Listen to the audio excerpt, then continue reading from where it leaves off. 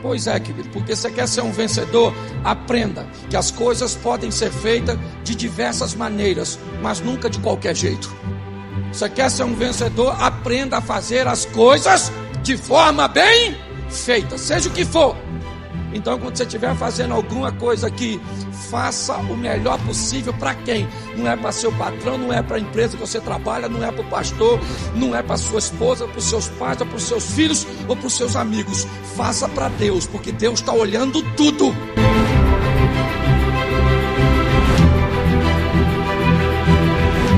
Eu quero conversar com vocês hoje sobre o comportamento de um vencedor. Porque o grande desafio da maioria de nós é aprendermos a lidar com os momentos de adversidade, os momentos que cometemos falhas, erros, quer sejam eles econômicos, quer sejam eles familiares, quer sejam eles espirituais. Muitos de nós temos que lidar com as tragédias da vida, com as coisas que não conseguimos explicações de ninguém, como situações que nos tomam de assalto e nós ficamos muitas vezes sem chão, procuramos achar em nós, às vezes, algum defeito, alguma falha, algum pecado que tenha desencadeado tal situação, e nem sempre é assim que as coisas funcionam. Vamos perder coisas e vamos enfrentar dificuldades que não são resultados de coisas ruins que fizemos, mas que são etapas de nossas vidas que irão nos levar para um novo ciclo, para uma nova esfera. E muitas pessoas não conseguem sobreviver a isso, embotam, acabam se depreciando, entrando em um sistema de autodestruição. Então, se você quer vencer, primeiro você tem que ter postura de vencedor. Eu sei que é muito difícil viver nesse corpo.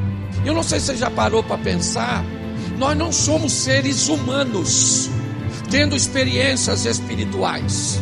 Segundo a Bíblia, nós somos seres espirituais vivendo uma experiência humana. Entendeu? Nosso lugar não é aqui, é nos céus. Nós viemos de lá e vamos voltar para lá. Então, nós não somos seres humanos, nós somos seres espirituais que estamos temporariamente nesse corpo.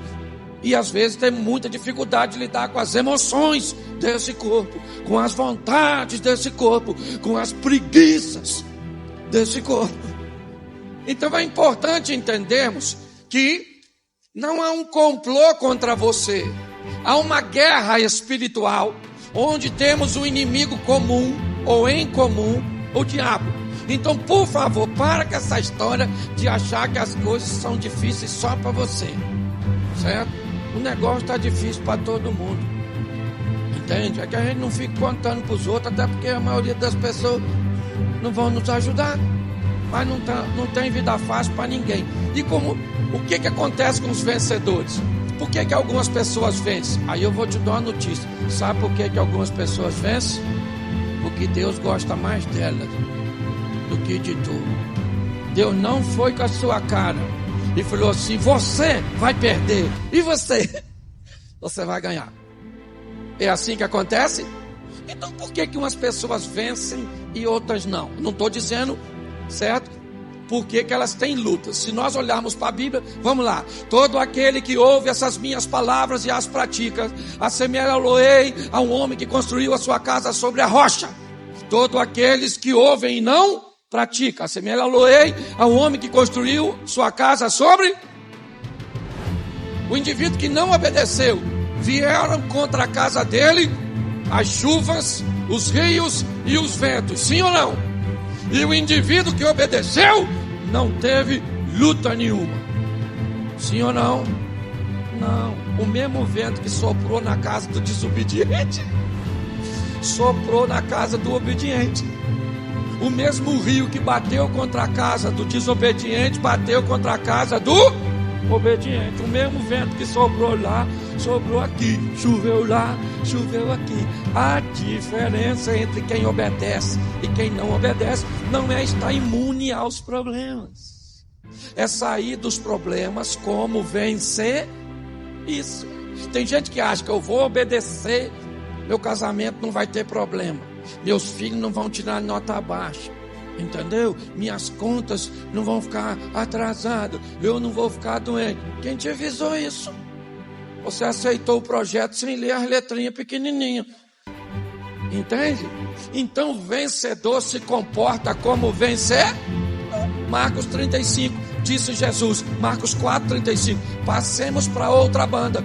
Jesus falou para o discípulo, passemos para outra banda, e fez o quê? Foi dormir. Por quê? Porque ele já falou, vou dar um pulinho lá do outro lado. Vocês vão guiando o barco que eu durmo. Porque a minha parte eu já fiz, eu já falei para vocês que nós vamos para o outro lado. E acabou, não interessa o que vamos enfrentar no caminho, nós vamos chegar do outro lado, porque o Senhor disse que nós chegaríamos. O grande problema nosso é que nas primeiras dificuldades a gente pensa o quê? Agora acabou. Não dá mais para segurar. Explode coração. Qual é que... Vai trocar o gospel pelo pop? É isso? Não, nós vamos vencer. Por quê? Porque ele falou que nós vamos. E nós vamos ter postura de vencer. Porque não é só porque ele falou que nós vamos vencer. Nós temos que nos posicionar. Então eu preciso esclarecer isso para você. Por que que hoje você está perdendo? Ou você está num ambiente de treinamento para ir para a próxima fase, certo? Isso pode estar acontecendo com você, sim ou não? Ou você está fazendo besteira e está colhendo fruto daquilo que plantou, certo? Então você tem que avaliar. Minha luta é causada por quem? Por mim mesmo? Então eu queria lembrar você que, segundo a Bíblia, Jesus disse assim: eu vim para que tenham e a tenham em... Mas ele também disse: no mundo tereis, sim ou não? Mas o que é abundante? Vida ou aflição? Pois é, aflição é pontual, vida que é abundante. Ah, pastor, comigo é o contrário, sofrimento é que é abundante. A vida é pontual, então troca o polo dessa tomada. Começa a viver vida abundante e sofrimento pontual. Porque tem gente que não vive uma vida, vive uma saga. Pastor, eu estou 20 anos na luta. Tu é lutador de MMA? É o quê? Esse negócio é um UFC. Preste atenção na história deste rapaz. Ele é o filho mais novo de uma família de 8 irmãos. Jessé tem 8 filhos. Ele é o 8º. A probabilidade de Davi se tornar alguém, de ganhar notoriedade, num ambiente onde todas as fichas, o sucessor do pai, está sendo colocada sobre o primogênito, a probabilidade desse menino se tornar alguém não é muito grande. Ok? Alguns chegam a dizer que Davi é até um filho fora do casamento de Jessé. Eu não sei. Mas o que eu quero que você entenda é que nós vamos olhar para alguém que tem poucas probabilidades de vencer na vida. Alguém que, se visto, ele poderia, o máximo, ser alguém medíocre, alguém mediano, alguém que talvez tivesse uma vida regular, mas nunca alguém acima da média, nunca alguém exponencial, nunca alguém que iria fazer diferença, que ia ganhar notoriedade, quanto mais se tornar um monarca sobre o seu povo. O que fez de Davi em si, além da escolha misericordiosa de Deus para comer. Como esse camarada se comportou? O que ele fez para alcançar o que alcançou? Sabemos que é verdade, a escolha de Deus foi sobre ele. Sabemos que foi Deus que o escolheu e ele mesmo disse isso: eu te tirei de trás das malhadas e coloquei você onde você está. Então é inegável que Davi está onde está, chegou onde chegou, porque Deus o escolheu. Mas quando eu olho para mim, para você e para o Novo Testamento, Jesus disse: vós não me escolheste, eu vos escolhi. Então, escolhido por escolhido, nós também somos. Entendeu? Então ele nos escolheu, como escolheu. Agora, o que esse rapaz fez para alcançar? É isso que eu quero conversar com você, ok? O que esse rapaz está fazendo? Ele é um pastorzinho de ovelhas, que segundo seus irmãos não são muitas, porque quando ele vai enfrentar o gigante, seu irmão mais velho diz: com quem deixastes as poucas ovelhas de papai, seu pretensioso? Nessa expressão, pretensioso, dito pelo irmão mais velho, já me impulsiona a entender que, apesar de Davi ser o filho mais novo, seu caçula, ter tanta dificuldade, era alguém que tinha pensamento de chegar em lugares altos. Seus irmãos reconhecem isso, dizendo: seu pretensioso, o que você veio fazer aqui? Olha só, quando nós olhamos para a história deste rapaz, o que vemos? Alguém que era um bom pastor, sim ou não? Sim ou não? Ele era um bom músico, sim ou não? Ele era um bom guerreiro? Ele foi um bom servo de Deus? Pois é, querido, porque você quer ser um vencedor, aprenda que as coisas podem ser feitas de diversas maneiras, mas nunca de qualquer jeito. Você quer ser um vencedor, aprenda a fazer as coisas de forma bem feita, seja o que for. Ainda que não seja algo no momento que seja, ou que ganhe reconhecimento, que vai dar notoriedade, mas quando você estiver fazendo qualquer coisa nessa terra, segundo a Bíblia, ela diz assim: tudo que vier a tua mão para fazer, fazei-o conforme todas as suas. Então, quando você estiver fazendo alguma coisa aqui, faça o melhor possível para quem? Não é para seu patrão, não é para a empresa que você trabalha, não é para o pastor, não é para sua esposa, para os seus pais, ou para os seus filhos, ou para os seus amigos. Faça para Deus, porque Deus está olhando tudo. Entendeu? E foi ele que falou: Cláudio, quando você for pregar, prega do melhor jeito que você puder. Cláudio, quando você for cuidar da sua mulher, cuida da melhor maneira que você puder. Quando você for cuidar com seus amigos, cuida da melhor maneira que você...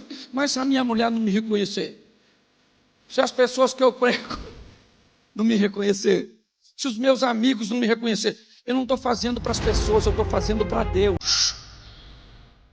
Você quer ser um vencedor? Faça o para quem?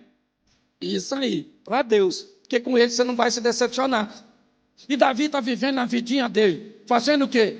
Apacentando ovelhas. Os irmãos dele mais velhos, soldado, militante no exército de Saul. E Davi, ovelhinha. Por quê? Repita comigo: quem nasce grande é monstro. E tem gente que quer aparecer no cenário matando gigante, mas esquece a história dos outros. Você quer ser um vencedor, meu filho? Aprenda a crescer paulatinamente. Até hoje, com toda a tecnologia que temos, sabe qual é a melhor maneira de subir? Escada. Um degrau de cada vez. Eu olho para ele está lá apacentando nas ovelhinhas, e eu imagino o orgulho que Jessé devia ter de quem? De Abinadab, de Eliabe, de Samar, seus filhos mais velhos, soldados do exército E Davi, ele nem lembrou. E Davi nem lembrou. Samuel é que perguntou: tu não tem mais nenhum não, filhinho? Ele falou: Ica, lembrei, Davi é meu. O pai dele acreditava nele? Sim ou não? Mas Deus, você sabia que Deus acredita em você?